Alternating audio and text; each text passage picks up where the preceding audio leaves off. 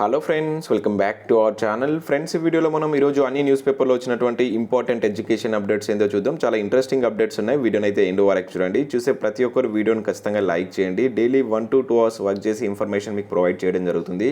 చాలామంది వీడియోస్ని చూస్తున్నారు కానీ లైక్ చేయట్లేదు. మీరు ఇచ్చేటువంటి లైక్స్ నాకు చాలా మోటివేషనల్ ఎంకరేజింగ్గా ఉంటాయి కనుక ఖచ్చితంగా లైక్ చేయండి. సో ఇది ఎవరికైతే యూజ్ ఉంటుందో వారికి షేర్ చేయండి. అదేవిధంగా ఛానల్ను సబ్స్క్రైబ్ చేసుకొని చూడండి. మన ఛానల్ నుంచి మీకు మంచి అప్డేట్స్ అంతాయి. మన ఛానల్కి సంబంధించినటువంటి టెలిగ్రామ్ గ్రూప్ అనేది కింద డిస్క్రిప్షన్లో ఉంటుంది, జాయిన్ కండి. డైలీ దాంట్లో జాబ్ అప్డేట్స్, వివిధ రకాల సబ్జెక్ట్ పీడిఎఫ్ షేర్ చేస్తున్నాను. మీకు చాలా యూజ్ ఉంటుంది. ఆ గ్రూప్లో అయితే కంపల్సరీ జాయిన్ కండి. ఫ్రెండ్స్, నేను తెలంగాణ ఉద్యమ చరిత్రకు సంబంధించిన క్లాసెస్ unacademy ప్లాట్ఫామ్ మీద చెప్తున్నాను. సో ప్రతిరోజు మధ్యాహ్నం 2:30 నుంచి 3:30కి మధ్యలో, అదేవిధంగా ఈవినింగ్ 7 to 8 మధ్యలో క్లాస్ అయితే నిర్వహిస్తున్నాను. సో ఈరోజు అయితే 2 క్లాసెస్ ఉంటాయి. 7 to 8 మధ్యలో టాప్ 50కి సంబంధించినటువంటి తెలంగాణ కల్చర్ పైన ఎగ్జామ్ ఉంటుంది. సో దానిలో మీరు ఫ్రీగా అయితే ఆ ఎగ్జామ్ రాయవచ్చు, అదేవిధంగా క్లాసెస్ వినవచ్చు. దానికోసం మీరు జస్ట్ unacademy యాప్ను డౌన్లోడ్ చేసుకుని సో మీ మెయిల్ ఐడి తోటి లాగిన్ కాండి. తర్వాత APPSC TSPSC కేటగిరీని ఎంచుకొని తిరుపతి దొమ్మటి అని సెర్చ్ చేస్తే నా పేజ్ వస్తుంది. అక్కడ నన్ను ఫాలో అవ్వండి. సో నేను క్లాస్ స్టార్ట్ చేయగానే దానికి సంబంధించిన నోటిఫికేషన్ అయితే మీరు పొందవచ్చు. సో ఈవినింగ్ అయితే 7 to 8 మధ్యలో ఎగ్జామ్ ఉంటుంది, టాప్ 50 మార్క్స్. సో దాన్ని కంపల్సరీ అయితే అటెండ్ కాండి. ఇంకా మనకు unacademyలో చాలా క్లాసెస్ ఉంటాయి, plus courses, free courses, SI కానిస్టేబుల్కి సంబంధించి అండ్ అదేవిధంగా గ్రూప్ 1 గ్రూప్ 2 సంబంధించిన క్లాస్ అయితే ఉన్నాయి. సో మన ఛానల్ యొక్క కోడ్ SAT10 అనే కోడ్ యూజ్ చేయడం వల్ల 10% ఆఫర్ పొందవచ్చు. అదేవిధంగా ఈ ఫ్రీ క్లాసెస్ కూడా మీరు అన్లాక్ చేయొచ్చు. లింక్స్ అని కింద డిస్క్రిప్షన్లో ప్రొవైడ్ చేస్తున్నాను. సో ఇంట్రెస్టెడ్ క్యాండిడేట్స్ ఎవరైనా ఉంటే చూసి వాటిని యూజ్ చేసుకోగలరు.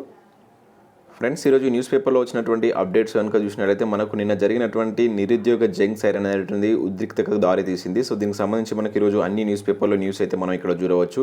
సో టీఆర్ఎస్ సర్కారా తాలిబాన్ రాజ్యమా అంటే ఒక న్యూస్ పేపర్లో రావడం జరిగింది. జంగ్ సైరన్ ఉద్రిక్తత అని చెప్పేసి ఇక్కడ మనం చూడవచ్చు.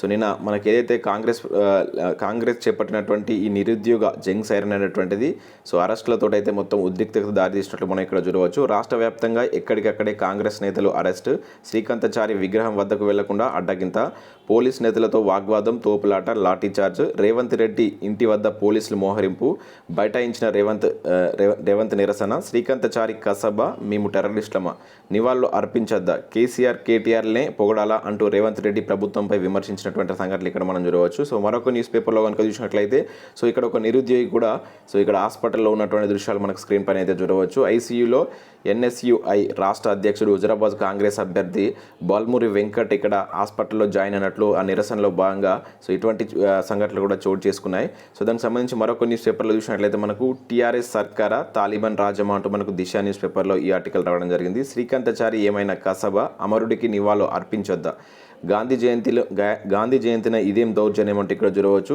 సో ఇక్కడ చూసినట్లయితే ఇన్ఫర్మేషన్ చూసినట్లయితే అమరుల పునాదులపై ఏర్పడినటువంటి తెలంగాణలో నివాళులు అర్పిద్దామంటే కూడా నిరంకుశంగా వ్యవహరిస్తున్నారని, శ్రీకాంతాచారిని మరిచినటువంటి టీఆర్ఎస్ ఇప్పుడు స్వేచ్ఛను కూడా హరిస్తుందంటూ TPCC చైర్మన్ అయినటువంటి మనకు కాంగ్రెస్కి సంబంధించినటువంటి రేవంత్ రెడ్డి గారు అయితే మండిపడ్డారు. రాష్ట్రంలో ఇంత నిర్బంధం ఎందుకని, ఇది తాలిబాన్ రాజ్యం కాదు కదా అంటూ ఫైర్ అయ్యారు. గాంధీ జయంతి సందర్భంగా శనివారం కాంగ్రెస్ చేపట్టినటువంటి నిరుద్యోగ జంగ్ సైరన్ నిరసన కార్యక్రమం హైదరాబాద్లో టెన్షన్ పుట్టించింది. LB నగర్లో జరిగేటువంటి కార్యక్రమంలో పాల్గొనడానికి వెళ్లేందుకు సిద్ధమైనటువంటి రేవంత్ రెడ్డిని పోలీసులు ఇంటి దగ్గర అడ్డుకున్నారు. భారీ సంఖ్యలో పోలీసులు రేవంత్ రెడ్డి ఇంటి వద్ద మోహరించారు, బారికేడ్లు పెట్టారు. పోలీసులతో రేవంత్ రెడ్డి వాగ్వాదానికి దిగారు. సో ఇదే సమయానికి కాంగ్రెస్ కార్యకర్తలు రేవంత్ ఇంటి వైపు దూసుకొచ్చారు. సో కేసీఆర్ పోలీసులకు వ్యతిరేకంగా నినాదాలు చేస్తూ బైఠాయించారంటే ఇక్కడ చూడవచ్చు. సో దీంతో అక్కడ ఒక ఉద్రిక్తమైనటువంటి పరిస్థితి నెలకొందంటూ చూడవచ్చు. సో ఈ విధంగా మనకు ఇదే సమయంలో మనకు రేవంత్ రెడ్డి గారు ప్రభుత్వంపై ఘాటుగా విమర్శలు చేసినట్టు చూడవచ్చు. అయినప్పటికీ ఇక్కడ చూసినట్లయితే త్వరలో మళ్ళీ పరేడ్ గ్రౌండ్లో కవాతును చేపడతామని చెప్పేసి ఇక్కడైతే ఒక పిలుపు ఇవ్వడం జరిగింది. పాలమూరులో మళ్ళీ విడతన పోరును కూడా స్టార్ట్ చేస్తామని చెప్పేసి అయితే ఇక్కడ మనకు రేవంత్ రెడ్డి గారు ప్రకటన చేసినట్లయితే చూడవచ్చు. దానికి సంబంధించినటువంటి వివిధ ప్లేసెస్లో జరిగినటువంటి దృశ్యాలను ఇక్కడ మీరు స్క్రీన్ పైన అయితే చూడవచ్చు. సో ఇక్కడ OUకు సంబంధించినటువంటి ఒక విద్యార్థి చూసినట్లయితే తన ఒంటిపైన కిరోసిన్ పోసుకున్నటువంటి దృశ్యాలను కూడా చూడవచ్చు. అయితే వాళ్ళు అతన్ని పోలీసులు అయితే అదుపులోకి తీసుకున్నట్లు ఇక్కడ ఇవ్వడం జరిగింది. కళ్యాణ్ అనేటువంటి వ్యక్తి OU స్టూడెంట్ నిన్న ఒంటిపై కిరోసిన్ పోసుకున్నట్లు కూడా ఇక్కడ మనకు ఒక అప్డేట్ అయితే ఇవ్వడం జరిగింది. సో నిన్న జరిగినటువంటి నిరుద్యోగ జంగ్ సైరన్ అనేటువంటిది మొత్తం అయితే ఒక ఉద్రిక్తకు దారి తీసింది ఇక్కడ చూడవచ్చు. సో దీన్ని జరగకుండా ప్రభుత్వం అయితే లా అండ్ ఆర్డర్ దృష్ట్యా వీళ్ళని అరెస్ట్ చేసినట్లు మనకు వివిధ న్యూస్ పేపర్లో న్యూస్ అయితే వచ్చింది.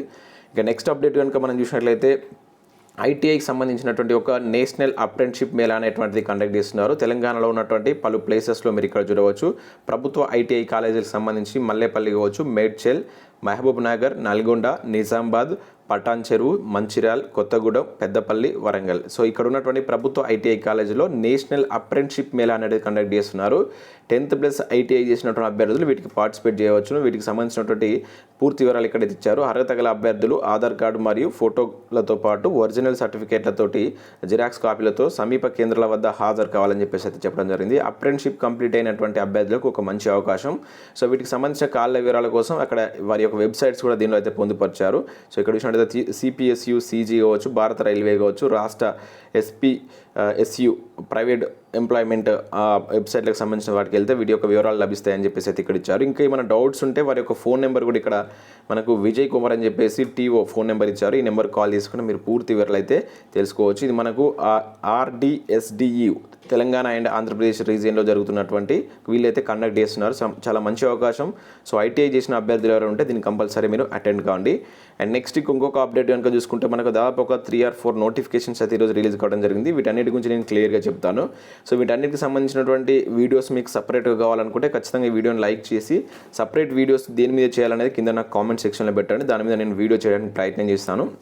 ఇక్కడ ఒక నోటిఫికేషన్ చూసినట్లయితే మనకు ఈఎస్ఐసిలో మనకి ఏదైతే ఎంప్లాయ్మెంట్ స్టేట్ ఇన్సూరెన్స్ కార్పొరేషన్ నుంచి వెళ్ళి మనకు గ్రేడ్ 2 ఆఫీసర్ ఉద్యోగాల కోసం ఒక నోటిఫికేషన్ అయితే జారీ చేశారు. ఇంటర్వ్యూ ద్వారా ఎంపిక ప్రక్రియ ఉంటుంది. 47 వేకెన్సీస్ అయితే ఉన్నాయి. అండ్ ఇక్కడ సశస్త్ర సీమా బల్లో మనకు సబ్ ఇన్స్పెక్టర్ ఉద్యోగాలకు సంబంధించి 116 వేకెన్సీ అయితే ఉన్నాయి. ఇది గతంలో కూడా నోటిఫికేషన్ అయితే రావడం జరిగింది. మరొకసారి అయితే మరి ఈరోజు న్యూస్ పేపర్లో అయితే ఇవ్వడం జరిగింది. ఎంప్లాయ్మెంట్ న్యూస్ పేపర్లో ఇచ్చినటువంటి అంటే మనకు నిన్న ఎంప్లాయ్మెంట్ న్యూస్ పేపర్ రావడం జరిగింది. సో దాన్ని బేస్ చేసుకొని 30 days లోపు వీటికి మీరు అప్లై చేసుకోవాల్సి ఉంటుందని చెప్పేసి ఇచ్చారు. ఇక్కడ ఎస్ఎస్బి వెబ్సైట్ కూడా ఇవ్వడం జరిగింది. ఎంపిక తదితర వివరాల కోసం వెబ్సైట్కు వెళ్ళమని చెప్పేసి అయితే ఇచ్చారు. సో ఇంట్రెస్టెడ్ క్యాండిడేట్స్ దీనిలో communication, staff nurse, female, draft men, pioneer సంబంధించినటువంటి విభాగంలో మనకు ఎస్ఐ స్థాయి ఉద్యోగాలకు సంబంధించి నోటిఫికేషన్ అయితే జారీ చేశారు. సో ఈ పీడిఎఫ్ కూడా నేను మన ఛానల్, టెలిగ్రామ్, వాట్సాప్ గ్రూప్లో పంపడానికి ప్రయత్నం చేస్తాను. మీరు దాంట్లో జాయిన్ కండి. ఇక నెక్స్ట్ కనుక చూసినట్టయితే మనకు జూనియర్ అసిస్టెంట్ ఉద్యోగాలకు సంబంధించి 2 నోటిఫికేషన్స్ అయితే రిలీజ్ కావడం జరిగింది. ఒకటి వచ్చేసి మనకు హైదరాబాద్లో వీటికి సంబంధించిన వేకెన్సీ అయితే ఉన్నాయి. ఇవి పర్మనెంట్ ఉద్యోగాలు. ఇక్కడ మీరు చూసినట్లయితే హైదరాబాద్లో ఉన్నటువంటి CSIR national geophysical research institute నుంచి మనకు మొత్తం 8 వేకెన్సీస్ తోటి నోటిఫికేషన్ అయితే రిలీజ్ చేశారు. దాంట్లో మనకు జూనియర్ సెక్రటేరియట్ అసిస్టెంట్లు వచ్చేసి 6 వేకెన్సీస్ ఉన్నాయి. ఇక్కడ మీరు చూసినట్లయితే ఈ 6 వేకెన్సీస్ ఇంటర్మీడియట్ అర్హతతోటి అప్లై చేసుకునే విధంగా అయితే ఉండడం జరిగింది.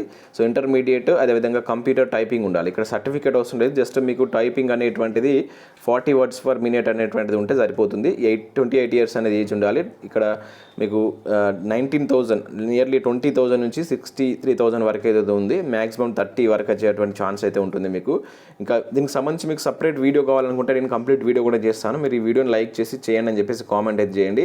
ఇంకా నేషనల్ కెమికల్ ల్యాబొరేటరీ నుంచి 27 జూనియర్ అసిస్టెంట్ లెవెల్కి సంబంధించినట్టు మరొక నోటిఫికేషన్ కూడా రిలీజ్ చేశారు. ఇవన్నీ పర్మనెంట్ జాబ్స్.